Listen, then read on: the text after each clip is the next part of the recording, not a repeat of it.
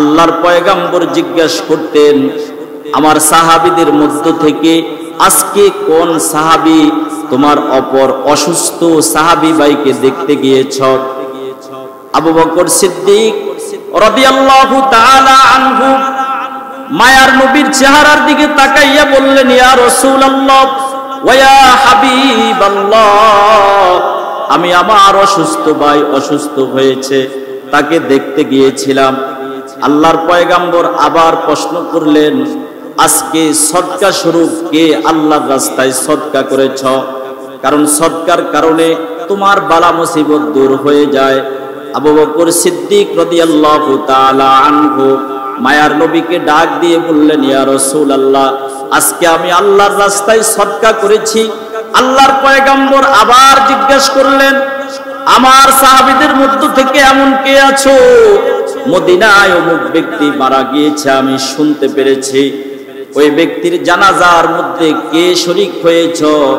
আল্লাহর পয়গম্বরের সাহাবী আবু বকর সিদ্দিক রাদিয়াল্লাহু তাআলা আনহু বললেন, ইয়া রাসূলুল্লাহ ওয়া ইয়া হাবিবাল্লাহ, আমার মুসলিম ভাইয়ের জানাজার নামাজের মধ্যে আমি আবু বকর শরীক হয়েছি। বলেন সুবহানাল্লাহ।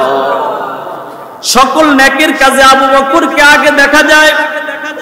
আল্লাহর রাসূল সাল্লাল্লাহু আলাইহি ওয়াসাল্লাম বললেন, একজন মুসলমান অপর মুসলমান মৃত্যুর পরে জানাজা পড়বে, সমাজের কিছু মানুষ আদায় করলেও যদিও আদায় হয়ে যায়, কিন্তু নেক তো সকল মানুষের প্রয়োজন, সকল মুসলমানের প্রয়োজন। কোন ব্যক্তি যদি অপর মুসলমানের জানাজার নামাজ পড়ে, আল্লাহর পয়গম্বর বলেন তার আমলনামায় 1 কিরাত পরিমাণ সওয়াব লেখা হবে। বলেন সুবহানাল্লাহ। সাহাবীরা প্রশ্ন করলেন, ইয়া রাসূলুল্লাহ ওয়া ইয়া হাবিবাল্লাহ, মাল কিরাত ইয়া রাসূলুল্লাহ, ইয়া রাসূলুল্লাহ কিরাত বলতে কি বুঝাইলেন? আমরা তো বুঝি নাই। আম্মা বা'দু ফাআউযু বিল্লাহি মিনাশ শাইতানির রাজীম।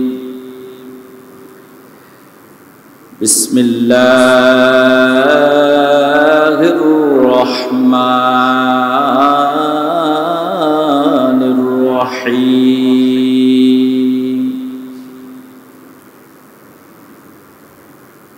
ওয়া আম্মা মান খাফা মাকামা রাব্বিহি ওয়া নাহান নাফসা আনিল হাওয়া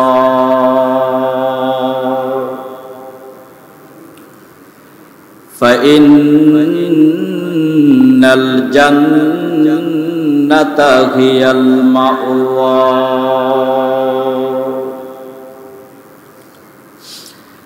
وقال النبي صلى الله عليه وسلم الكيس من دان نفسه وعمل لما بعد الموت والعاجز من اتبع هواه وتمنى على الله أو كما قال النبي عليه الصلاة والسلام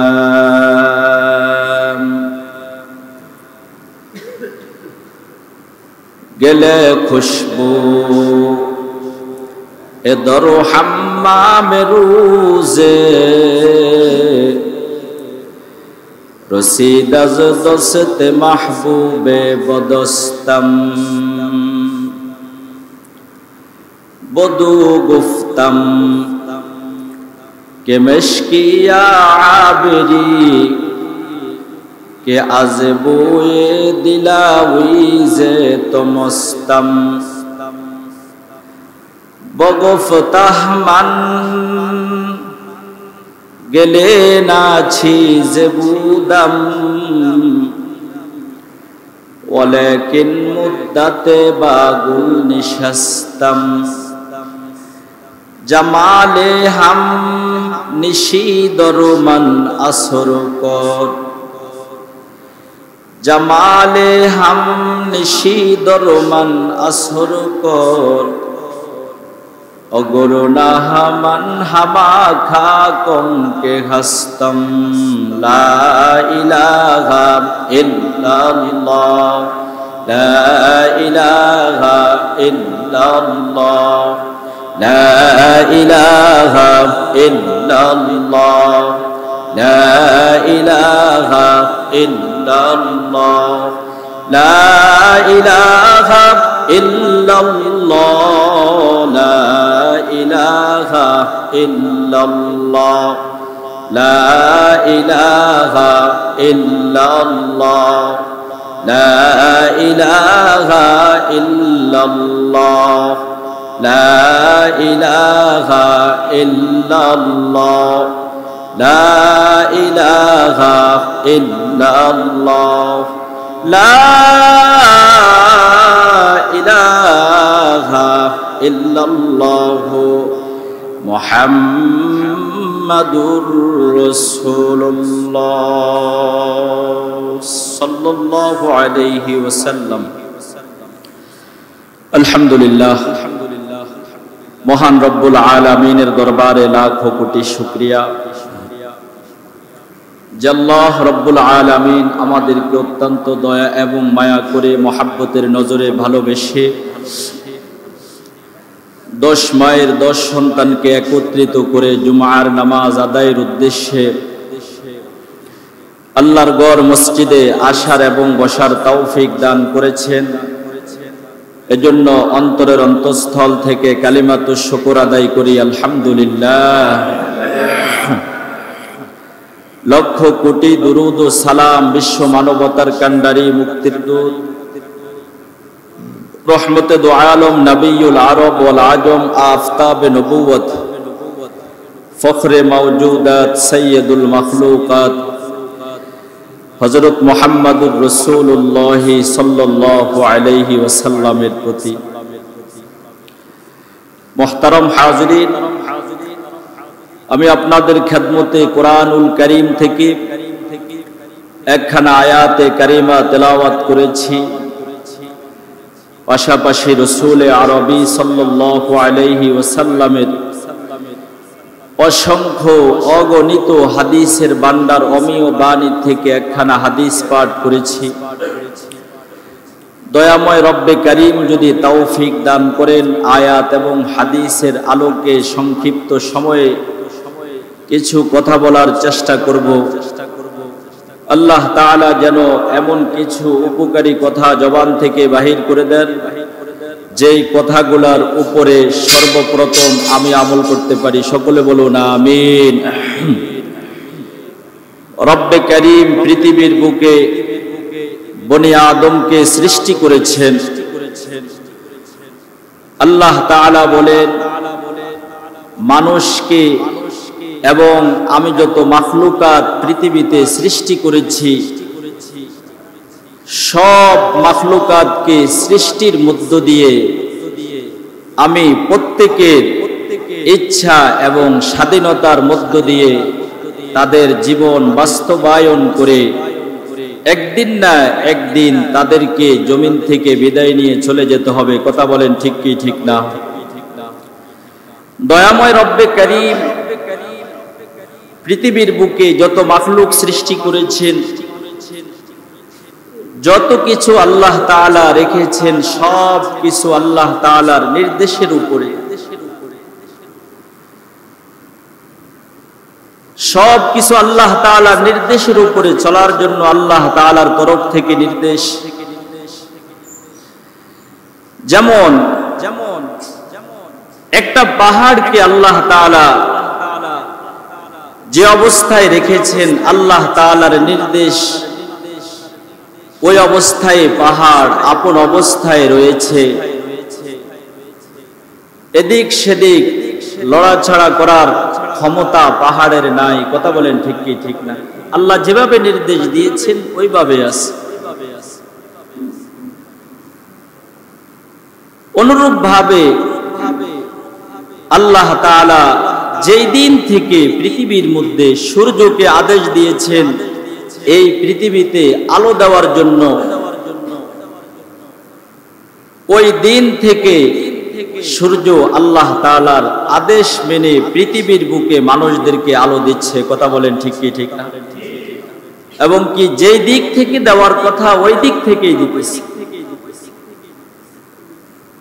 কারণ সূর্য চন্দ্র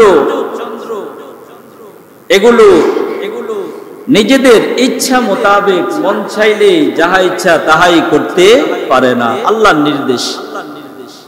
চন্দ্রকে আল্লাহ তাআলা যে নির্দেশ দিয়েছেন ওইভাবেই পৃথিবীর শুরু থেকে মানুষদেরকে এভাবে আলো দিচ্ছে, সেটা আল্লাহ তাআলার নির্দেশ।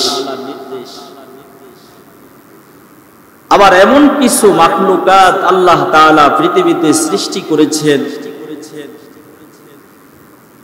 যাদেরকে আল্লাহ তাআলা পৃথিবীতে চলার মধ্য দিয়ে নিজেদের ইচ্ছা স্বাধীনতা দিয়েছেন। আবার কিছু মাখলুক এমন আছে যাদের ইচ্ছা মোতাবেক মন চাইলেও যাহা ইচ্ছা তাহাই করতে পারে না। যেমন একটা গরু আল্লাহ তাআলা সৃষ্টি করেছেন সেটাকে বনি আদমের খেদমতের জন্য। ওইটা ইচ্ছা থাকা সত্ত্বেও নিজের ইচ্ছা মোতাবেক চলতে পারে না। এই গরুটা যখন বন্দি অবস্থায় থাকে, তার মনিবের কাছে থাকে, মালিকের কাছে থাকে, তখন তার সকল ইচ্ছা বাদ দিয়ে মালিকের ইচ্ছা মোতাবেক সে চলতে থাকে। কথা বলেন ঠিক কি ঠিক না? যে জায়গায় বেঁধে রেখেছে ওই জায়গায় থাকে, যে অবস্থায় রাখতেছে ওই অবস্থায় থাকতেছে। পক্ষান্তরে যখন আপনি এই গরুটার খুঁটাটা ছেড়ে দিবেন, ছেড়ে দেওয়ার সাথে সাথে যখন তার আজাদির জিন্দেগি আসবে, মনিব থেকে যখন দূরে সরে যাবে, তখন তার মন চাইবে যেদিকে ইচ্ছা ওই দিকেই দৌড়াদৌড়ি করি, পালায়ন করি। কথা বলেন ঠিক কি ঠিক? কিন্তু ইচ্ছা থাকা সত্ত্বেও নিজের ইচ্ছা মোতাবেক চলতে পারে না। যারা দেখবেন গরুর দুধ বিক্রি করে, এটা মন চায় যে আমি আমার ওলানের দুধগুলো আমি আমার বাচ্চার জন্য রাখবো, আমি আমার বাচ্চাকে খাওয়াবো, কিন্তু ইচ্ছা থাকা সত্ত্বেও গরু তার বাচ্চাকে দুধগুলো খাওয়াইতে পারে না। মালিক সেখান থেকে দহন করে বাজারে বিক্রি করতেছে। এটাই আল্লাহ তাআলা বলেন, মানুষকে আমি ইচ্ছা স্বাধীনতা দিয়েছি।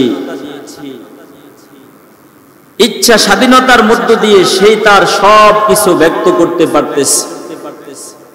তার সাধ্যের বাইরে আমি কোনো কিছু তার উপরে চাপিয়ে দেই নাই। আল্লাহ কোরআনে বলেছেন, লা ইউকাল্লিফুল্লাহু নাফসান ইল্লা উসআহা,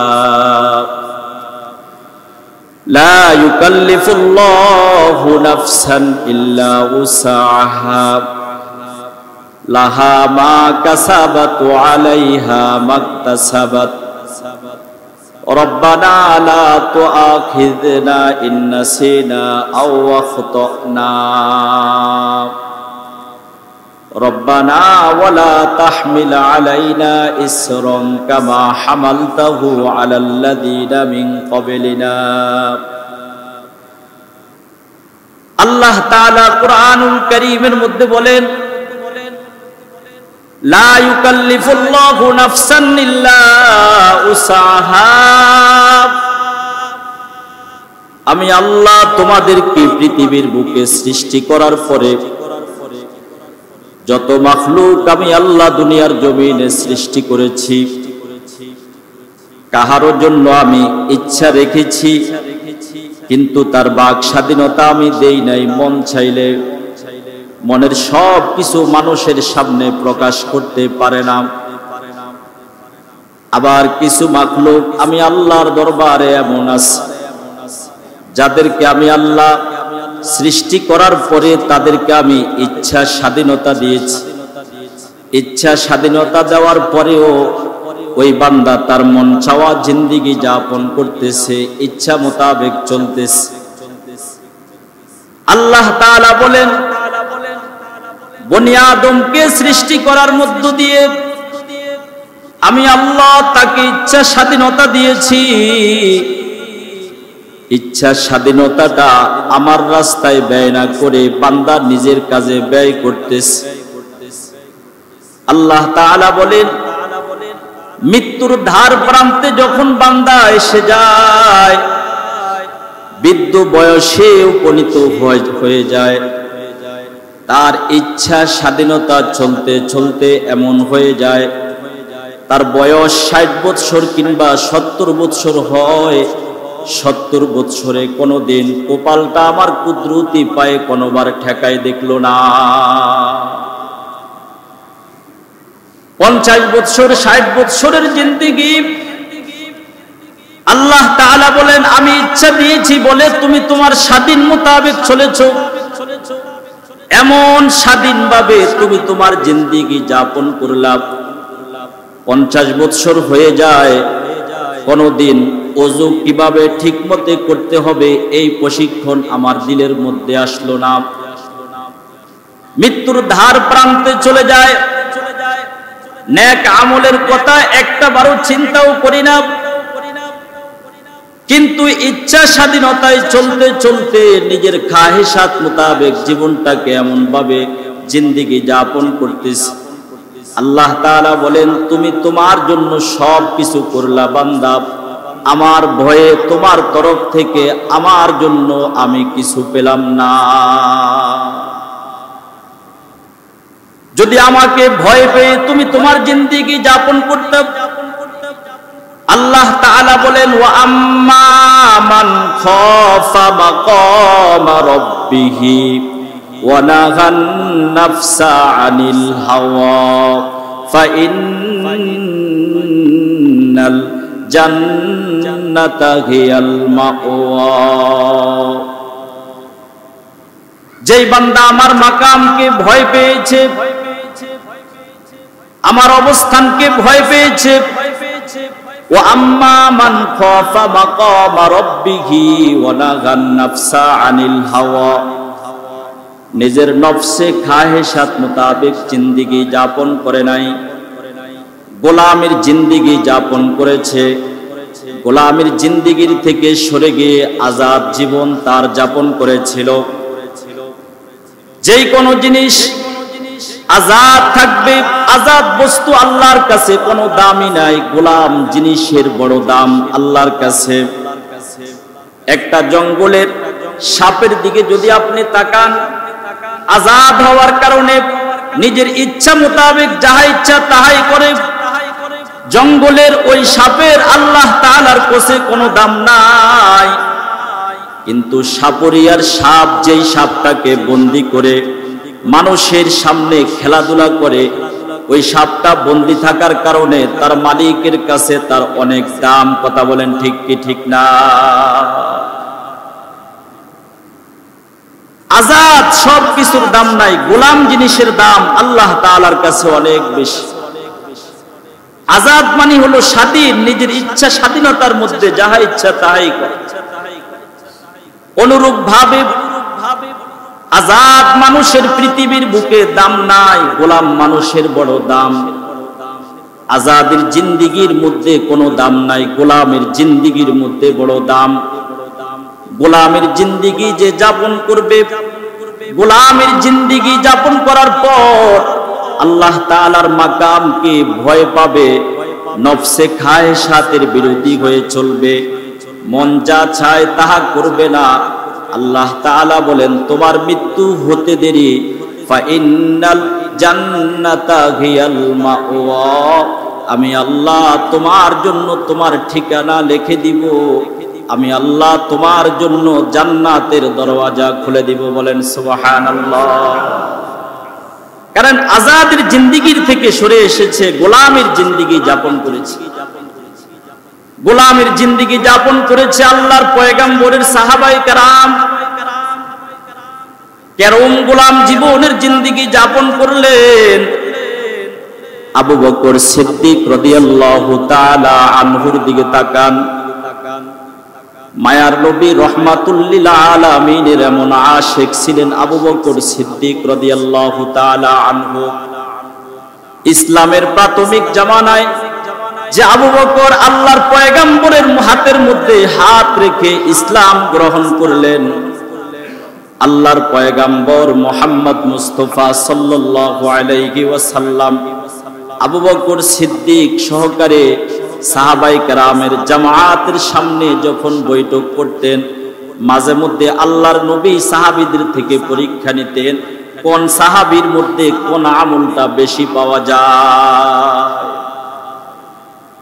সাহাবীদেরকে যখন জিজ্ঞাসাবাদ করতেন, ও আমার সাহাবায়ে কেরাম, একজন মুসলমানের উপরে অপর মুসলমানের জন্য কয়েকটি হক রয়েছে, মুসলমানের তরফ থেকে আরেক মুসলমানের জন্য কয়েকটা হক রয়েছে, যেমন রদ্দুস সালাম ওয়া ইয়াদাতুল মারিজ ওয়া ইত্তিবাউল জানাইজ ওয়া ইজাবাতুদ দাওয়া ওয়া তাশমিতুল আতিস।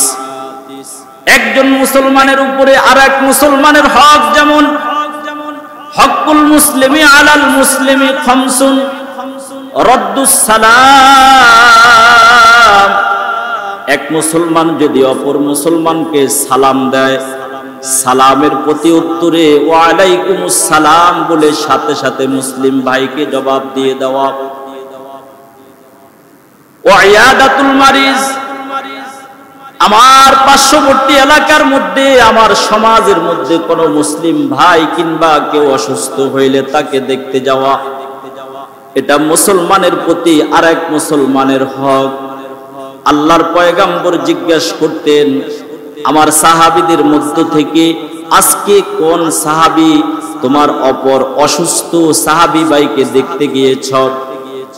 আবু বকর সিদ্দিক রাদিয়াল্লাহু তাআলা আনহু মায়ার নবীর চেহারার দিকে তাকাইয়া বললেন, ইয়া রাসূলুল্লাহ ওয়া ইয়া হাবিবাল্লাহ, আমি আমার অসুস্থ ভাই অসুস্থ হয়েছে, তাকে দেখতে গিয়েছিলাম। আল্লাহর পয়গম্বর আবার প্রশ্ন করলেন, আজকে সদকা স্বরূপ কে আল্লাহর রাস্তায় সদকা করেছ? কারণ সদকার কারণে তোমার বালা মুসিবত দূর হয়ে যায়। আবু বকর সিদ্দিক রাদিয়াল্লাহু তাআলা আনহু মায়ার নবীকে ডাক দিয়ে বললেন, ইয়া রাসূলুল্লাহ, আজকে আমি আল্লাহর রাস্তায় সদকা করেছি। আল্লাহর পয়গম্বর আবার জিজ্ঞাসা করলেন, আমার সাহাবীদের মধ্য থেকে এমন কে আছো মদিনায় অমুক ব্যক্তি মারা গিয়েছে, আমি শুনতে পেরেছি, ওই ব্যক্তির জানাজার মধ্যে কে শরীক হয়েছ? আল্লাহর পয়গম্বরের সাহাবী আবু বকর সিদ্দিক রাদিয়াল্লাহু তাআলা আনহু বললেন, ইয়া রাসূলুল্লাহ ওয়া ইয়া হাবিবাল্লাহ, আমার মুসলিম ভাইয়ের জানাজার নামাজের মধ্যে আমি আবু বকর শরীক হয়েছি। বলেন সুবহানাল্লাহ। সকল নেকের কাজে আবু বকরকে আগে দেখা যায়। আল্লাহর রাসূল সাল্লাল্লাহু আলাইহি ওয়াসাল্লাম বললেন, একজন মুসলমান অপর মুসলমান মৃত্যুর পরে জানাজা পড়বে, সমাজের কিছু মানুষ আদায় করলেও যদিও আদায় হয়ে যায়, কিন্তু নেক তো সকল মানুষের প্রয়োজন, সকল মুসলমানের প্রয়োজন। কোন ব্যক্তি যদি অপর মুসলমানের জানাজার নামাজ পড়ে, আল্লাহর পয়গম্বর বলেন তার আমল নামায় 1 কিরাত পরিমাণ সওয়াব লেখা হবে। বলেন সুবহানাল্লাহ। সাহাবীরা প্রশ্ন করলেন, ইয়া রাসূলুল্লাহ ওয়া ইয়া হাবিবাল্লাহ, মাল কিরাতু ইয়া রাসূলুল্লাহ, ইয়া রাসূলুল্লাহ কিরাত বলতে কি বুঝাইলেন? আমরা তো বুঝি নাই। আল্লাহর পয়গম্বর বললেন, একটা উহুদ পাহাড় পরিমাণ জানাজা পড়ার কারণে তার আমলনামায় সওয়াব লিখে দেওয়া হবে। শুধু জানাজার সওয়াব। পরবর্তীতে আল্লাহর পয়গম্বর বললেন, এক মুসলমান আর এক মুসলমানের জানাজা পড়ার পরে গোরস্থান পর্যন্ত গিয়ে যদি দাফন কার্য সমাধান করে, মুসলিম ভাই বোনের কবরের মধ্যে 1 মুষ্টি মাটি দেয়, 1 মুষ্টি মাটি দেওয়ার সাথে সাথে আল্লাহ তাআলা 2 উহুদ পাহাড় পরিমাণ বান্দার আমলনামায় সওয়াব দিয়ে দিবে। আবু বকর সিদ্দিক রাদিয়াল্লাহু তাআলা আনহু মায়ার নবী রাহমাতুল লিল আলামিনকে এভাবেই প্রশ্নের জবাব দিলেন, ওগো আল্লাহর পয়গম্বর, আমি এই কাজগুলোর মধ্যে শরীক হয়েছি। এবার আল্লাহর রাসূল বললেন, আবু বকর, আল্লাহ তাআলা তোমার আমলের উপরে খুশি হয়ে জান্নাতের 8টা দরওয়াজা দিয়ে প্রবেশ করার অনুমতি আল্লাহ তোমাকে দিয়েছে। বলেন সুবহানাল্লাহ। কারণ তোমার আমলটা আল্লাহর দরবারে এত পরিমাণে কবুল হয়েছে। আবু বকর সিদ্দিক রাদিয়াল্লাহু তাআলা আনহু ইত্তেবার অনুসরণের দিক দিয়ে সকল সাহাবীর মধ্য দিয়ে প্রতিযোগিতা দিয়ে আবু বকর সব সময় 1 নাম্বার হইতেন কেমন করে আল্লাহর রাসূলের ইত্তেবা আর অনুসরণ করা যায়। নবী বলছেন, আবু বকর তুমি এখানে দাঁড়িয়ে থাকো। আবু বকর এখানে দাঁড়িয়ে থাকতো। আল্লাহর পয়গাম্বর বলতেন, আবু বকর যুদ্ধের ডাক আসলো অমুক স্থানে, আমার সঙ্গে যেতে হবে। আবু বকর সাথে সাথে প্রস্তুতি গ্রহণ করতেন। নবীজি মুহাম্মদ মুস্তাফা সাল্লাল্লাহু আলাইহি ওয়াসাল্লাম সাহাবীদের জামাত নিয়ে যুদ্ধের ময়দান থেকে যখন ফিরে আসলেন, সকল সাহাবী যুদ্ধের ময়দানে ক্লান্ত হয়ে পড়লেন। সাহাবীদেরকে বললেন, ও আমার সাহাবীরা, এই মজলিসের মধ্যে কিছু সময় আরাম করো। আমাদেরকে ডাক দেওয়ার জন্য একজন লোক প্রয়োজন, সেটা কাকে দেওয়া যায়? সাহাবায়ে কেরাম পরামর্শ দিলেন, ওগো আল্লাহর পয়গম্বর, আপনি যেখানে থাকেন, সফরে থাকেন কিংবা হজরে থাকেন, দেশে থাকেন কিংবা বিদেশে থাকেন, আপনার তো একজন মুয়াজ্জিন আছে, সে মানুষদেরকে সব সময় স্মরণ করে, মানুষদেরকে ডাকে। ভোরবেলা যখন হয় আসসালাতু খায়রুম মিনান নাওম বলে মানুষদেরকে নামাজের দিকে আহ্বান করতে থাকে। ওই লোকটা আফ্রিকার কালো মানুষ হযরত বেলাল, তাকে আমাদের পাহারা দেওয়ার জন্য আপনি রাখতে পারেন। আফ্রিকার এই কালো বেলাল আমাদেরকে নামাজের জন্য ডাক দিবে, আপনি বেলালকে আমাদের জন্য রেখে দেন। দীর্ঘক্ষণ যুদ্ধ করার কারণে আল্লাহর নবী এবং সাহাবায়ে কেরাম অত্যন্ত ক্লান্ত হয়ে পড়লেন। অধিক ক্লান্ত অবস্থায় যখন বিশ্রাম করতেছে, সকল সাহাবীর চোখ বন্ধ। সকল সাহাবীর পাশে যখন বেলালে হাবশিকে জিম্মাদারি দেওয়া হলো, আমাদেরকে নামাজের জন্য ডাকবা, বেলালও ক্লান্তির কারণে ওইখানে ঘুমিয়ে পড়লে। সকালবেলায় সূর্য যখন উঠল, দেখতেছে ফজরের নামাজের সময় হয়ে যায়। নামাজ পড়ার জন্য সময়টা এদিক সেদিক হয়ে যাচ্ছে।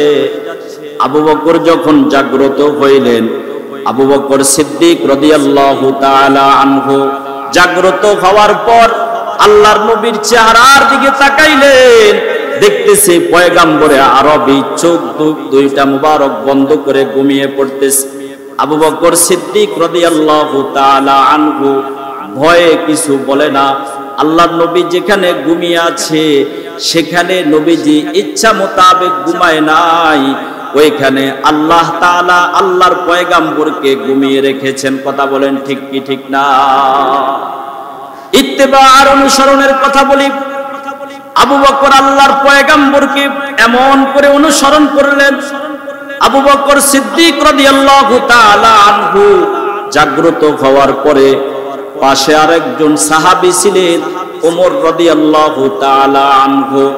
দুনিয়ার জীবনে থাকা অবস্থায় একজন সাহাবী ছিলেন গরম সাহাবী, আরেকজন সাহাবী ছিলেন নরম সাহাবী। গরম সাহাবী ছিলেন ওমর রাদিয়াল্লাহু তাআলা আনহু। আল্লাহর রাসূলের চোখ বন্ধ দেখে ওমর রাদিয়াল্লাহু তাআলা আনহু যখন জাগ্রত হইলেন, হযরত বেলালকে ডাক দিয়ে বললেন, বেলাল রে, তোমাকে ডাক দেওয়ার জন্য, আমাদের জন্য তোমাকে রেখে দিয়েছিলেন আল্লাহর পয়গম্বর, তুমি ঘুমিয়ে পড়লাম। আল্লাহর রাসূল যখন জাগ্রত হইলেন, এবার ওমর রাদিয়াল্লাহু তাআলা আনহুকে আল্লাহর রাসূল সাল্লাল্লাহু আলাইহি ওয়াসাল্লাম বললেন, আজকের এই মজলিসে আমরা সবাই ঘুমিয়ে পড়লাম, হযরত বেলালও যখন ঘুমিয়ে পড়ল, বেলালকে কোনো কিছু বলার তোমার অধিকার নাই। আমার সাহাবী আর আমরা নিজ ইচ্ছায় আমরা ঘুমিয়ে পড়ি নাই, আল্লাহ তাআলা আমাদেরকে ঘুম পাড়িয়ে দিয়েছেন।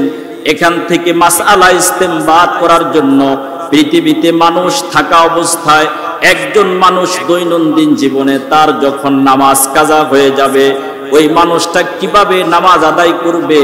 আল্লাহ তাআলা আমাদেরকে ঘুমের মধ্যে রেখে ঘুম থেকে জাগ্রত করে কাজা নামাজ আদায় করার পদ্ধতি আমি এবং আমার সাহাবীকে শিক্ষা দিয়েছেন। বলেন সুবহানাল্লাহ।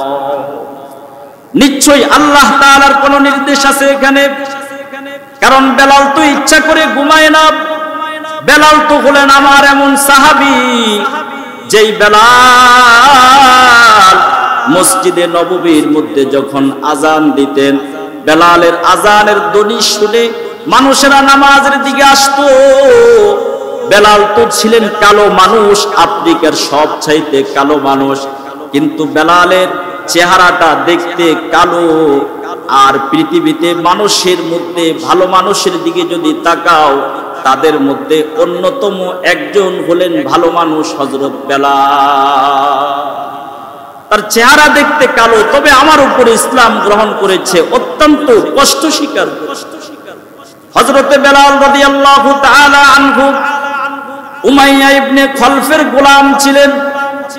বেলাল হাবশী রাদিয়াল্লাহু তাআলা আনহুকে ওই কাফের এত পরিমাণ কষ্ট দিত, ইসলাম গ্রহণ করার কারণে বেলাল হাবশী রাদিয়াল্লাহু তাআলা আনহুকে গ্রীষ্মকালে রৌদ্রের মধ্যে এভাবে বেলাল হাবশী রাদিয়াল্লাহু তাআলা আনহুকে বালুকাময় জমিনের মধ্যে ডাকা হইতো, এমন ভাবে টানা হেঁচড়া করা হইতো বেলাল রাদিয়াল্লাহু তাআলা আনহুর পিঠ থেকে চর্বিগুলা খসে খসে জমিনের মধ্যে পড়ে যাইত।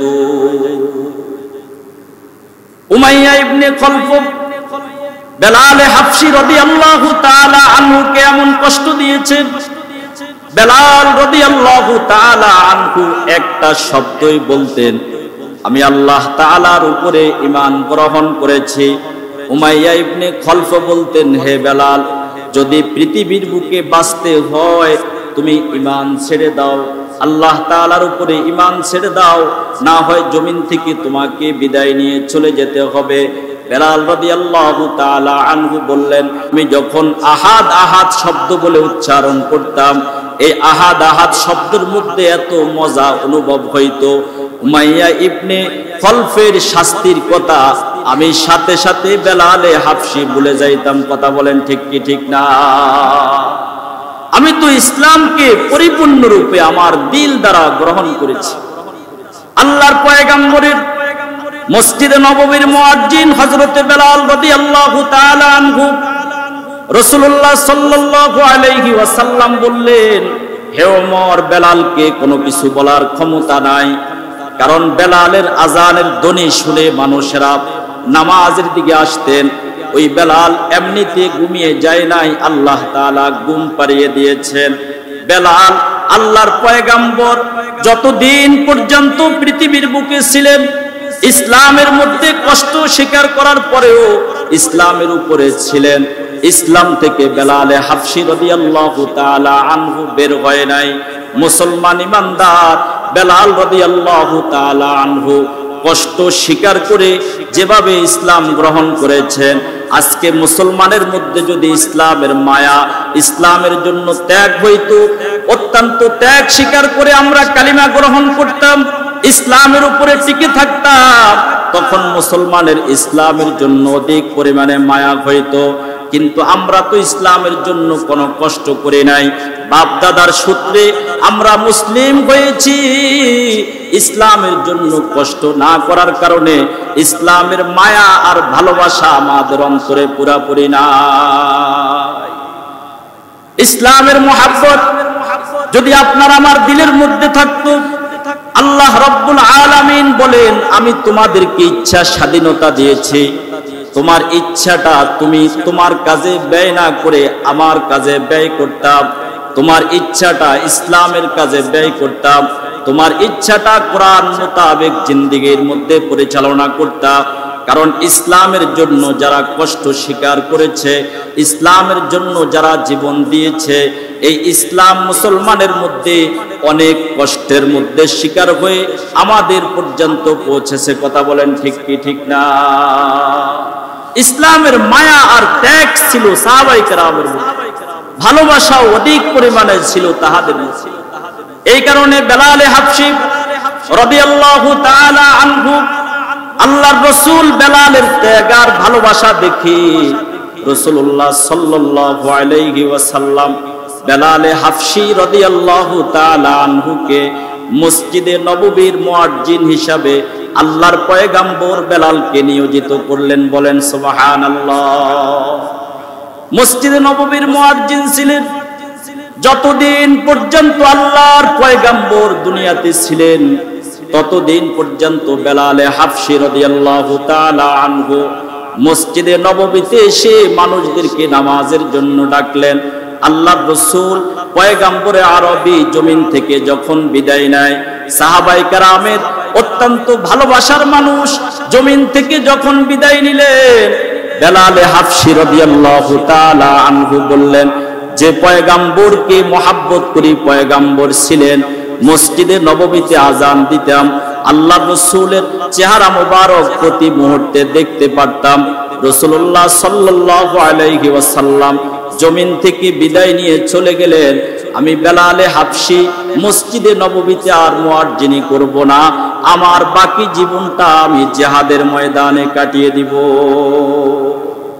এভাবে বেলালে হাফসি মসজিদে নববী থেকে বিদায় নিয়ে জিহাদের ময়দানে যখন কাটাইতে শুরু করলেন, দীর্ঘদিন পর্যন্ত মসজিদে নববীর মধ্যে বেলাল মুয়াজ্জিনের আজানের ধ্বনি শোনা যায় না। সাহাবীদের মন এত ভালো লাগে না, নামাজের মধ্যে আহ্বান করতেন হযরত বেলাল। বেলাল রাদিয়াল্লাহু তাআলা আনহু দীর্ঘদিন পর্যন্ত মসজিদে নববীর মধ্যে আজান দেয় না।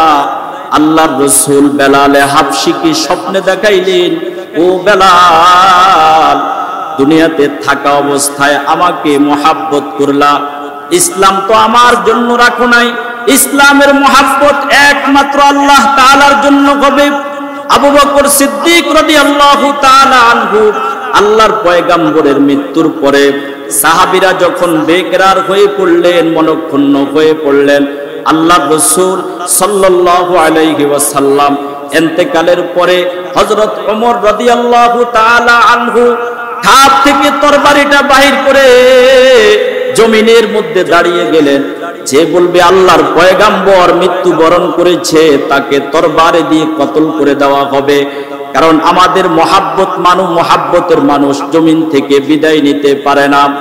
আব্দুল্লাহ ইবনে যায়েদ ইবনে আব্দে রব্বি তিনি হাল চাষ করতেছে, আল্লাহর রাসূলের মৃত্যুর সংবাদ যখন জানতে পারলেন, আব্দুল্লাহ ইবনে যায়েদ ইবনে আব্দে রব্বি বললেন, ওগো আল্লাহ, যেই চোখ দিয়ে প্যারা হাবিব মুহাম্মদুর রাসূলুল্লাহকে দেখতাম, আমরা শুনতে পাই আল্লাহর রাসূল জমিন থেকে বিদায় নিয়েছে, যেই চোখ দিয়ে আল্লাহর রাসূলকে দেখতাম, রাসূল যেহেতু বিদায় নিয়ে চলে গেলেন, আমি আব্দুল্লাহ ইবনে যায়েদ ইবনে আব্দে রব্বির এই চোখগুলা দুনিয়াতে থেকে কোনো লাভ নাই।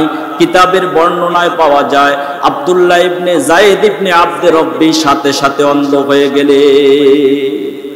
আল্লাহর রাসূলকে এত পরিমাণে মহব্বত করতেন, সাহাবীদের ভালোবাসা এত অধিক পরিমাণে ছিলেন। আল্লাহর রাসূলের বেলালে হাফসিকে আল্লাহর রাসূল যখন স্বপ্নে দেখাইলেন, ও বেলাল, মসজিদে নববীর মধ্যে তুমি মুয়াজ্জিন ছিলা, দীর্ঘদিন পর্যন্ত আমার সাহাবীরা তোমার আজান শুনতো, নামাজে আসতো, তুমি এখন আজান দাও না।